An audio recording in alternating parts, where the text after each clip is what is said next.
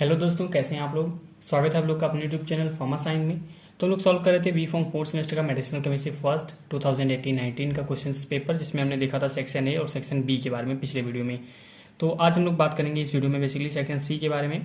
किस प्रकार से हमें आंसर लिखना है। 7 नंबर का क्वेश्चन होता है सेक्शन सी में, तो कैसे हमें आंसर लिखना है, कितना में लिखना है, ठीक है।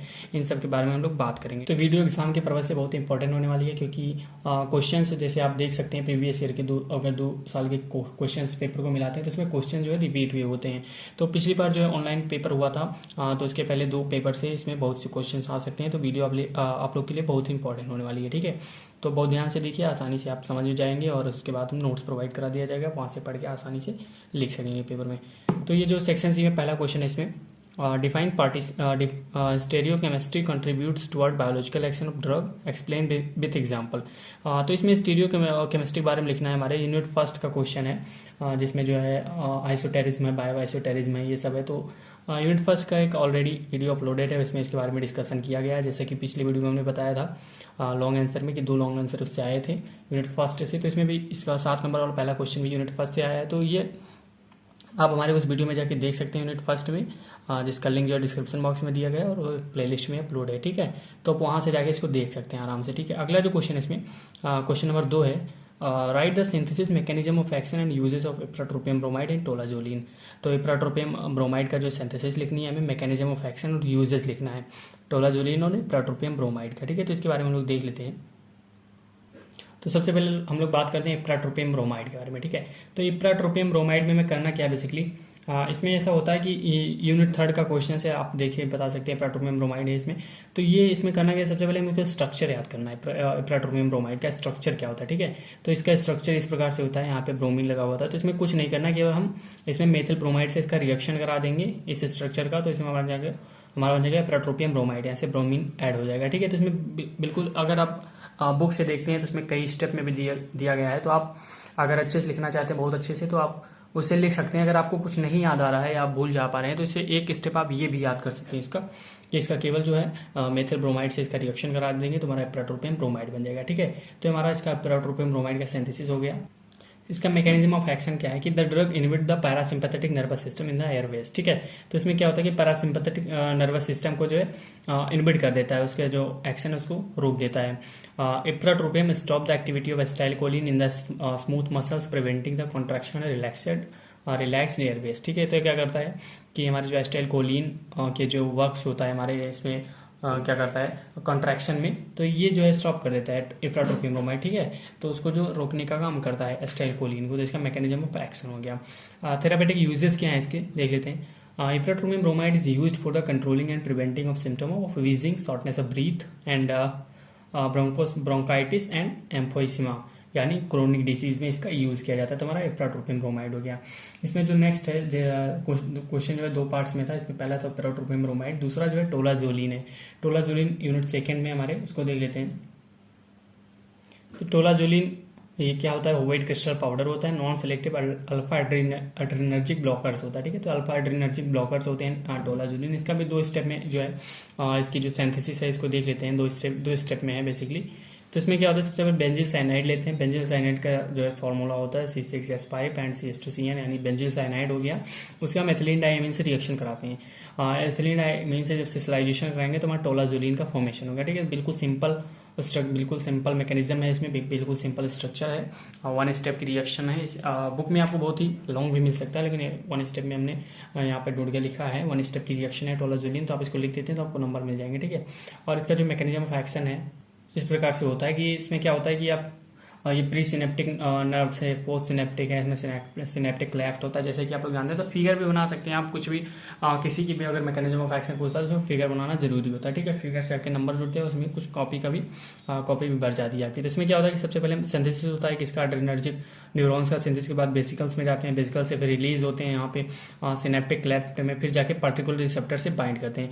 लेकिन यहाँ पर क्या होता है कि अल्फा एड्रेनर्जिक ब्लॉकर जो ड्रग होती है पहले ही जाके रिसेप्टर से बाइंड कर देती हैं, अल्फा रिसेप्टर से, जिससे कि ये जो हार्मोन्स न्यूरोट्रांसमीटर है बाइंड नहीं हो पाते हैं, ठीक है। तो उसका जो एक्शन है वो जो ड्रग का एक्शन है वो शो हो जाता है, ना कि उस न्यूरोट्रांसमीटर का। ठीक है, तो यहाँ पे इस प्रकार से हम लिख सकते हैं। तो ये जो हमारे सिंपैथेटिक जो एक्शन है वो शो नहीं हो पाता है, क्योंकि ड्रग पहले से बाइंड हो जाती है। तो इसका मैकेनिज्म हम एक लाइन ये लिख सकते हैं कि they block the alpha receptor and stop the alpha agonist to produce effect. ठीक है, इसका यूजेस क्या होता है? Used as a vasodilators, it causes stimulation of gastric acid secretion and antagonist for the overdose of clonidine. मतलब clonidine का अगर over dose हो जाता है तो उसका एंटागोनिस्ट के रूप में इसका यूज किया जाता है। इसको वैसोडाइलेटर के रूप में भी यूज करते हैं। तो इस सेक्शन सी का हमारा जो दूसरा क्वेश्चन था यहाँ पे समाप्त होता है, जो सिंथेसिस मैकेनिज्म यूजेस था। ठीक है, अगला जो क्वेश्चन है इसमें, right in note on medicinal chemistry of barbiturates. तो बारबिचुरेट्स के बारे में हम लोग लिखना है, उसको देख लेते हैं। तो इसमें सबसे पहले हम लोग को समझना है कि बारबिचुरेट्स की मेडिसिनल केमिस्ट्री में क्या क्या लिखना होता है। ठीक है, तो इसमें लिखना होता है बारबिचुरेट्स का सिंपल स्ट्रक्चर बनाएंगे हम, उसका जो है किस प्रकार की ड्रग है, कैसा उसका मैकेनिज्म ऑफ एक्शन, उसका सार, बेसिकली हमें यही लिखना होता है। ठीक है, तो इसमें लिख लेते हैं, देख लेते हैं इसका बारबिचुरेट्स का। तो इसमें सबसे पहले देखते हैं बारबिचुरेट्स का बेसिकली स्ट्रक्चर क्या होता है। ठीक है, तो हेक्सोहाइड्रोपिरिमिडिन ग्रुप कंटेन करता है। इसमें 2 एजो ग्रुप पाए जाते हैं, मतलब नाइट्रोजन ग्रुप होते हैं, 2 ऑक्सो ग्रुप पाए जाते हैं। ठीक है, और यहाँ पे R1 R2 मतलब एल्किल ग्रुप 2 पाए जाते हैं। तो ये हम लिख सकते हैं बारबिचुरेट्स में। They are the sedatives and hypnotics drug. किस कैटेगरी की होती है? सिडेटिव एंड हिप्नोटिक्स ड्रग की कैटेगरी होती हैं ये barbiturates. They bind with the barbiturate receptor. किससे रिसेप्टर से बाइंड करती है? बारबिचुरेट से। और कैसा एक्शन शो करती है? They activate the GABA A receptor. GABA A receptor को जब एक्टिवेट कर देती हैं तो हाइपर पोलराइज होता है रिसेप्टर का। ठीक है, और उसमें डिस्पर्स कर देते हैं, ब्रेन को डिप्रेस कर देते हैं। और इसमें क्या लिख सकते हैं? Basically hexahydropyrimidine is present in the contain 3 ketone group and 2 alkyl substitution. मतलब 3 कीटोन ग्रुप होते हैं, जैसे कि हमने बताया 3 ऑक्सो ग्रुप लगे हैं, एक यहाँ एक यहाँ एक यहाँ। तो यहाँ 3 कीटोन ग्रुप को कंटेन करता है ये, और इसमें 2 एल्किल सब्सटीट्यूशन भी रखे होते हैं। ठीक है, तो इसमें और क्या लिख सकते हैं? As per the ring barbiturates are acidic in nature. ठीक है, तो बारबिचुरेट कौन सा नेचर का होता है? एसिडिक इन नेचर होते हैं। अब इस बारबिचुरेट का सार देख लेते हैं किस प्रकार से होता है। तो इसका पहले सिंपल स्ट्रक्चर बनाते हैं, फिर इसमें हम लिखते हैं कि क्या क्या चीज़ इसमें एसेंशियल है हमारे इसमें ड्रग में, कि अगर उसमें कोई चेंजेस करते हैं तो क्या परिवर्तन होता है उस ड्रग की एक्टिविटी में, इस वही हमारा सार होता है। ठीक है, तो सबसे पहले इसमें लिख देते हैं कि in barbiturates structure the hexahydropyrimidine ring is essential for the activity. मतलब इस रिंग को क्या कहते हैं? हेक्साहाइड्रोपिरिमिडिन रिंग कहते हैं। तो हमारे एक्टिविटी के लिए जो है, ड्रग की एक्टिविटी के लिए एसेंशियल है। इसमें अगला पॉइंट है 3 ऑक्सो ग्रुप लगे हैं, तो 3 oxo group at the position number 2, 4 and 6 is essential for the activity. ठीक है, इसमें अगला पॉइंट क्या लिख सकते हैं? जैसे पोजीशन नंबर 5 पे 2 एल्किल सब्सटीट्यूशन लगे हैं, तो इसमें लिख सकते हैं at the position number 5 2 substitution is essential for the activity. ठीक है, तो इसमें ये लिख सकते हैं। नेक्स्ट पॉइंट क्या है कि when we replace the hydrogen atom both R1 and R2 position carbon number 5 then activity will be decrease. मतलब अगर इसमें हम हाइड्रोजन ग्रुप से रिप्लेस करते हैं तो इसकी एक्टिविटी क्या होगी? डिक्रीज हो जाएगी।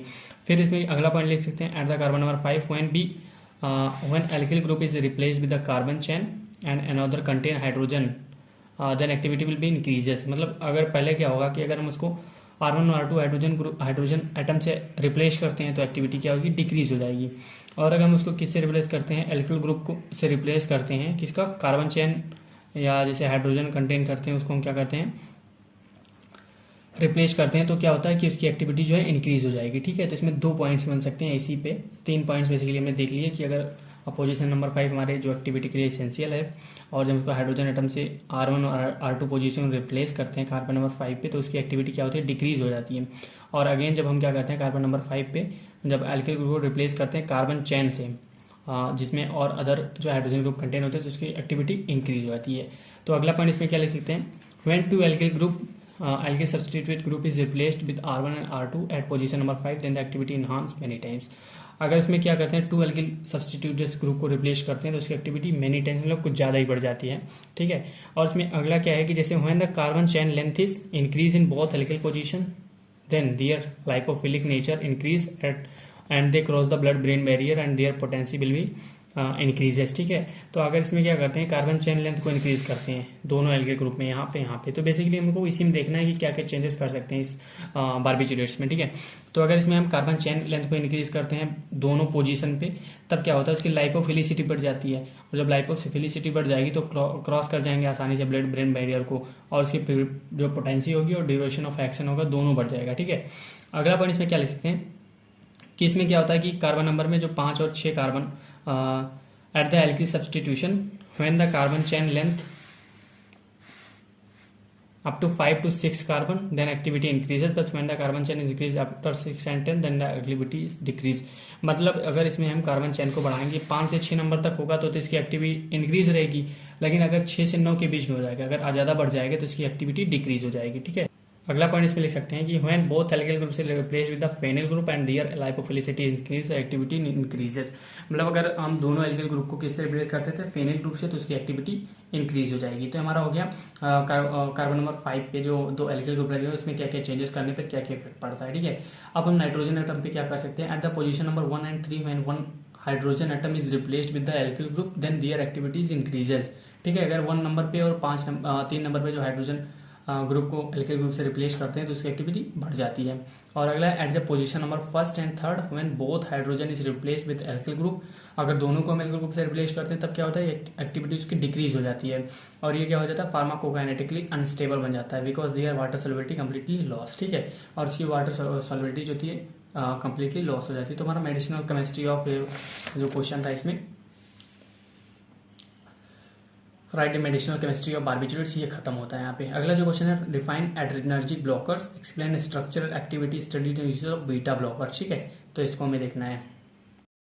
इसमें अगला जो क्वेश्चन है, define adrenergic blockers, explain structural activity relationship studied and uses of beta blockers. ठीक है, तो सबसे पहले इसमें हम लोग देखते हैं एड्रेनर्जिक ब्लॉकर्स क्या होते हैं। These are those agents which inhibit the effect of sympathomimetic agents by blocking the receptor. ठीक है, तो ये कौन से एजेंट होते हैं जो हमारे जो इफेक्ट होता है हमारे सिंपैथोमिमेटिक एजेंट्स का, उसको इनहिबिट कर देते हैं, रोक देते हैं। कैसे रोकते हैं, ब्लॉक कर देते हैं रिसेप्टर्स को।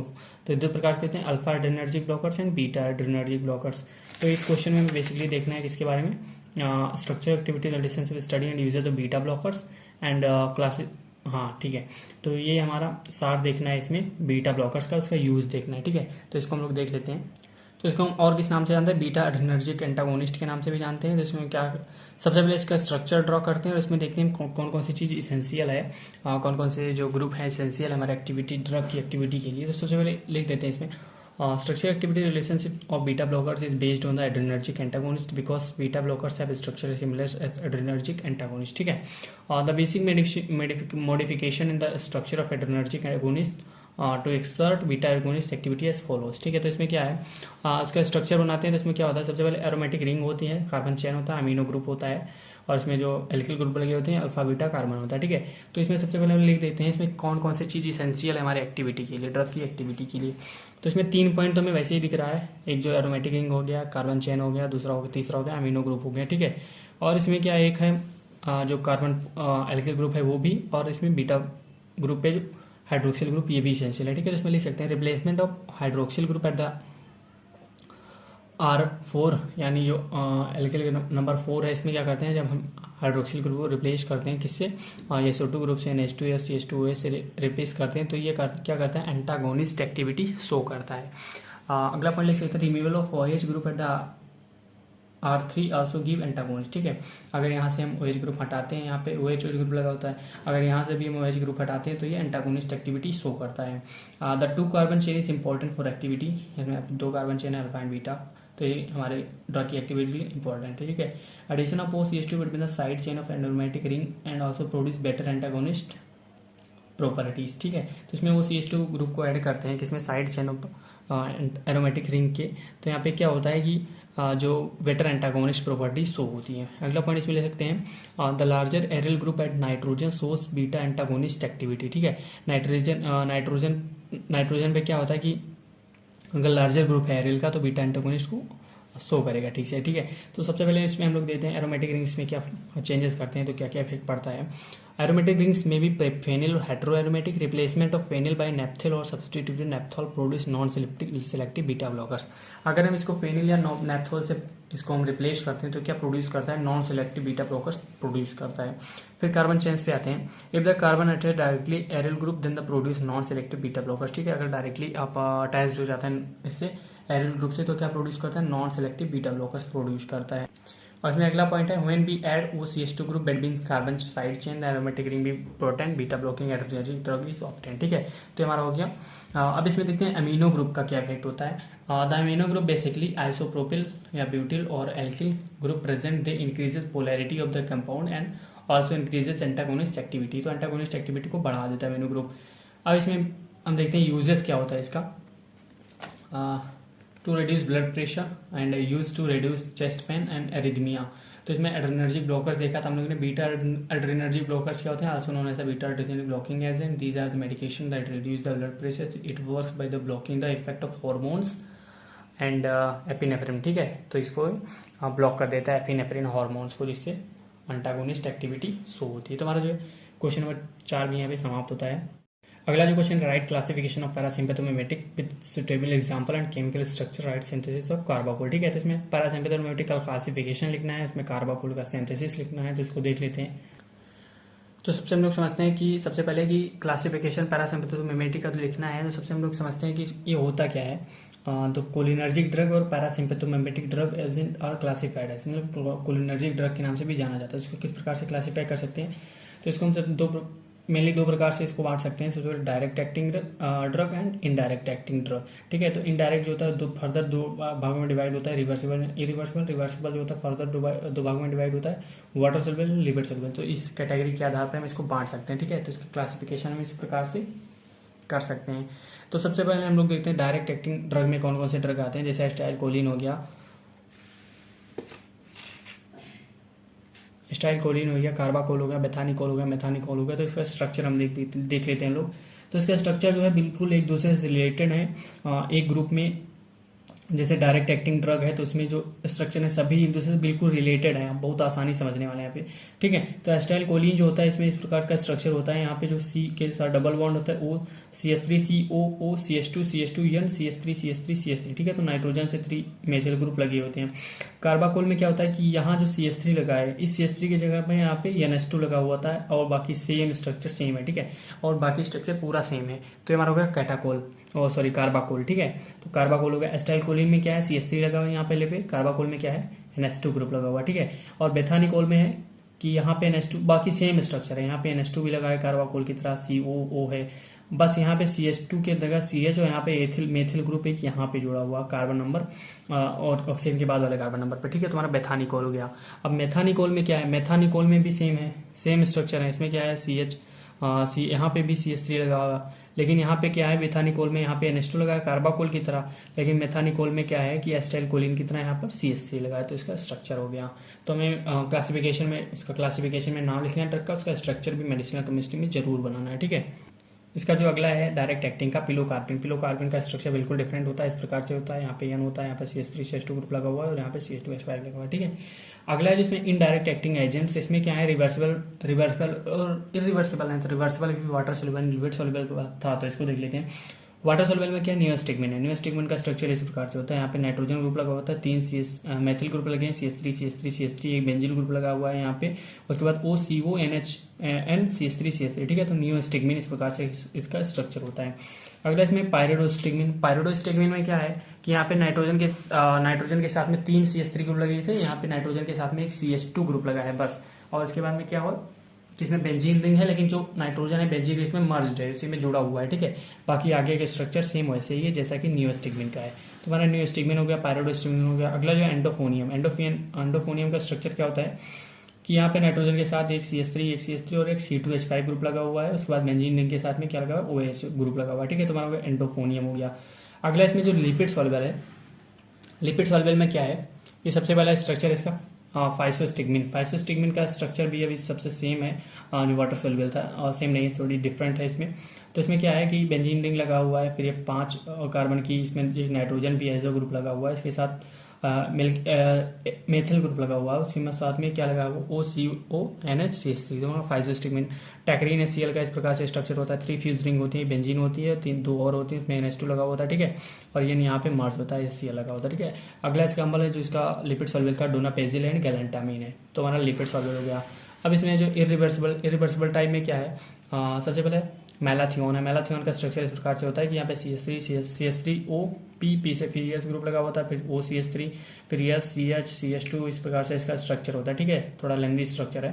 फिर इसका जो अगला एग्जाम्पल है पैराथियोन। पैराथियोन का स्ट्रक्चर इस प्रकार से होता है, जो मेथिल एथिल ग्रुप लगे हुए हैं ऑक्सीजन के साथ जुड़ा, फिर फास्फोरस से सल्फर ग्रुप लगा हुआ है, फिर एक ऑक्सीजन ग्रुप से क्या है बेंजिल ग्रुप जो है फेनाइल ग्रुप लग के फिर NO2 यहाँ पे लगा हुआ है। ठीक है, अब इसमें जो नेक्स्ट क्वेश्चन था सिंथेसिस ऑफ कार्बाकोल, इसको देख लेते हैं। सबसे पहले हम लोग जानते हैं कार्बाकोल का स्ट्रक्चर किस प्रकार से होता है। ठीक है, तो यहाँ पे NH2 हो गया, COO CH2 N के साथ 3 CH3 ग्रुप लगे हुए हैं, जैसे कि हमने पिछले कार्बाकोल का स्ट्रक्चर देखा था। तो इसके जो 2 स्टेप में इसके जो है सिंथेसिस है 2 स्टेप में। सबसे पहले क्या रहते हैं, कोलिन लेते हैं। कोलिन का स्ट्रक्चर हम कैसे याद कर सकते हैं कि यहाँ से इसको काट देंगे, यहाँ से जब काट देंगे तो यहाँ पे हाइड्रोजन लगा देंगे तो हमारा हो जाएगा कोलिन। ठीक है, इस स्ट्रक्चर पे यहाँ पे हाइड्रोजन लगा के इसको इधर लिख देंगे, हमारा कोलिन हो गया। तो इसका जब फॉस्जिंग ऐसे रिएक्शन कराते हैं COCl2 से, तो क्या होता है कि Cl आके यहाँ से अटैच हो जाता है C वाले पार्ट से, उसके बाद COO CH2 N CH3 बन जाता है। फिर यहाँ पे Cl है और यहाँ पे NH2 है, बस इतना ही फर्क है। तो इसके लिए क्या करते हैं, NH3 से रिएक्शन करा देते हैं, तो ये Cl यहाँ से निकल जाता है और यहाँ पे NH2 आके ऐड हो जाता है। ठीक है, यहाँ पे देख सकते हैं आप कि यहाँ से एक H यहाँ का और यहाँ का जो Cl जो कहाँ गया, यहाँ पे Cl जो था Cl है, यहाँ का एक H निकल जाता है SCl और यहाँ पे NH2 आके ऐड हो जाता है। तो हमारा सिंथेसिस ऑफ कार्बाकोल हो गया। तो हमारा 5वां क्वेश्चन भी यहाँ पे समाप्त होता है। अगला क्वेश्चन देखते हैं क्या है। अगला क्वेश्चन है write synthesis mechanism of action of uses of chlorpromazine hydrochloride and carbamazepine. ठीक है, तो इसका जो है सिंथेसिस लिखना है और इसका मैकेनिज्म ऑफ एक्शन और यूजेस लिखना है, इसको देख लेते हैं।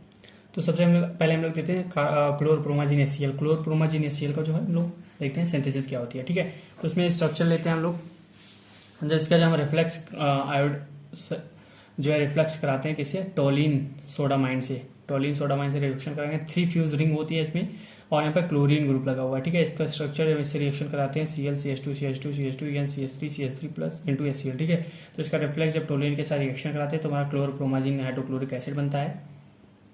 तो ये जो है क्लोरप्रोमाजीन हाइड्रोक्लोरिक एसिड बनता है। यहाँ पे क्या नाइट्रोजन के साथ एक ग्रुप अटैच होगी, जो भी यहाँ पे होगा, क्योंकि यहाँ से एक Cl जो है निकल जाएगा, Cl निकलेगा तो यहाँ पे ये आके ग्रुप यहाँ पे अटैच हो जाएगा नाइट्रोजन के साथ में और ये Cl यहाँ पे लगा रहेगा। ठीक है, तो into HCl chlorpromazine hydrochloride HCl यहाँ पे हो गया और यहाँ पे Cl लगा इसलिए क्लोर हो गया, प्रोमाजीन हो गया। ठीक है, तो ये हमारा हो गया क्लोरप्रोमाजीन का सिंथेसिस हो गया। अब इसका मैकेनिज्म ऑफ एक्शन देखते हैं क्या होता है। तो इसमें क्या होता है कि सबसे पहले डोपा और डोपामीन का इसमें फॉर्मेशन होता है वेसिकल से ये सिनेप्टिक क्लेफ्ट में जाके रिलीज होते हैं। बट इसमें क्या होता है कि ड्रग पहले से आके D2 रिसेप्टर D1 और D2 रिसेप्टर से बाइंड हो जाता है, जिससे डोपामीन यहाँ पे बाइंड नहीं हो पाते। ठीक है, तो इसमें लिख सकते हैं act as antagonist of dopamine and muscarinic receptor. जब ये पहले से बाइंड हो जाए तो इसका जो है इफेक्ट शो नहीं हो पाएगा, जो हमारा न्यूरोट्रांसमीटर है, तो ये जो हमारा अपना ड्रग अपना एक्टिविटी शो कर देंगे क्लोरप्रोमाजीन HCl। ठीक है, इसका यूज कहाँ करते हैं, इन द ट्रीटमेंट ऑफ स्कलर, इसके जो प्रीन and treatment of nausea and vomiting में इसका यूज किया जाता है। अगले सिंथेसिस जो देख लेते हैं इसका किसका है, कार्बामाजेपिन का। कार्बामाजेपिन का स्ट्रक्चर पहले हम लोग समझते हैं, इस प्रकार से होता है। 3 फ्यूज रिंग होती है, इसमें नाइट्रोजन के साथ OC एंड NH2 ग्रुप लगा हुआ होता है। ठीक है, तो इसमें सबसे पहले क्या होता है कि 5 हाइड्रोबेंजीन एजिपीन्स लेते हैं, उसका हम फोस्जीन के साथ रिएक्शन कराते हैं तो हमारा बन जाता है ये कंपाउंड बनता है, इंटरमीडिएट प्रोडक्ट बनता है। ये जो है CCl2O आके यहाँ पे अटैच हो जाता है, एक Cl यहाँ से निकल जाएगा, एक Cl आके यहाँ पे अटैच हो जाएगा। ठीक है, जब इसका NH3 से रिएक्शन करा देंगे तो NH3 यहाँ एक H यहाँ से हाइड्रोजन और एक Cl, ये Cl निकल जाएगा, बचेगा NH2 आके यहाँ से C से ऐड हो जाएगा। ठीक है, तो कार्बामाजेपिन बन गया हमारा। इसका मैकेनिज्म ऑफ एक्शन क्या होता है कि carbamazepine block the sodium channel present repetitive for finding the action of potential. ठीक है, तो सोडियम चैनल को ब्लॉक कर देता है। फिर यूजेस क्या है, providing selective relief from the certain nerve pain. ठीक है, तो नर्व पेन में रिलीफ प्रदान करता है। तुम्हारा हो गया छठा क्वेश्चन यहाँ पे कंप्लीट हुआ, synthesis mechanism chlorpromazine HCl and carbamazepine. अगला जो लास्ट क्वेश्चन है इसमें write the structure and uses of indomethacin, valproic acid, phenacetin and mefenamic hydrochloride and sulindac. ठीक है, तो इसका जो कुछ जो नाम दिए हैं ड्रग्स का, इसका हमें केमिकल स्ट्रक्चर यूजेस लिखना है, तो इसको देख लेते हैं। लास्ट क्वेश्चन है, इसमें जो सबसे पहला ड्रग है वो एंडोमेथासिन है। एंडोमेथासिन जो एंटी इन्फ्लामेटरी टाइप्स के ड्रग है, बेसिकली सभी ड्रग जो यूनिट 5 के हैं, एक वेल्पोरिक एसिड यूनिट 4 का है, बाकी सब यूनिट 5 के ड्रग्स हैं। ठीक है, तो इसमें जो पहला ड्रग है तो ये एंडोमेथासिन है। एंडोमेथासिन का स्ट्रक्चर इस प्रकार से होता है, 3 फ्यूज रिंग होती है, इसमें नाइट्रोजन होता है, ऑक्सीजन ग्रुप, Cl ग्रुप, तो इस प्रकार से इसका स्ट्रक्चर जो आप बना सकते हैं। इसका यूज कहाँ करते हैं, it is use and anti inflammatory drugs. अगला जो इसमें फेनासिटीन, इसका फिनेक्टिन ड्रग का स्ट्रक्चर इस प्रकार से होता है कि यहाँ CH3CONH एंड उसके बाद बेंजीन फिर OCH2CH3, तो इस प्रकार से बना होता है। It is use in the analgesic and antipyretic, analgesic और एंटीपायरेटिक में इसका यूज होता है। अगला जो ड्रग है वो है सुलेंडेक। सुलेंडेक का स्ट्रक्चर वेल कॉम्प्लिकेटेड थोड़ा इस प्रकार से होता है। इसका यूज़ कहाँ होता है, मोर एंटी इन्फ्लामेटरी एक्टिविटी में होता है इसका यूज़, ठीक है। और ये कहाँ पे और यूज़ हो सकता है, it is also having analgesic antibiotic properties, ठीक है। अगला जो मैप्रिडेनिक हाइड्रोक्लोराइक एसिड, इसका स्ट्रक्चर इस प्रकार से होता है, बेंजीन होता है यहाँ पे NH और ये CH3CH2O, फिर वहाँ डबल बॉन्ड लगा होता है Cl यानी HCl यहाँ पे लगा होता है। तो मैप्रिडेनिक हाइड्रोक्लोरिक एसिड मैप्रिडेनिक, इसका यूज़ क्या है, it is use to relieve from moderate to severe pain को रिड्यूस करने में इसका यूज़ किया जाता है। Use before the and after surgery, ठीक है। तो इसका एनेस्थेसिया में भी इसका यूज़ कर सकते हैं। फिर अगला जो लास्ट है वैल्पोरिक एसिड, इसका स्ट्रक्चर इस प्रकार से होता है, COH होता है, CH के साथ में CH2CH3 दोनों तरफ ग्रुप लगे होते हैं। इसका यूज़ कहाँ होता है, it is use the treatment of absence and tonic clonic seizure, ठीक है। तो हमारा जो है मेडिसिनल केमिस्ट्री फर्स्ट था जो 18-19 का पेपर भी यहाँ पे समाप्त होता है। 19 का पहले सॉल्व कर चुके हैं। मिलते हैं नेक्स्ट वीडियो में अगले क्वेश्चन पेपर के साथ। तब तक के लिए धन्यवाद।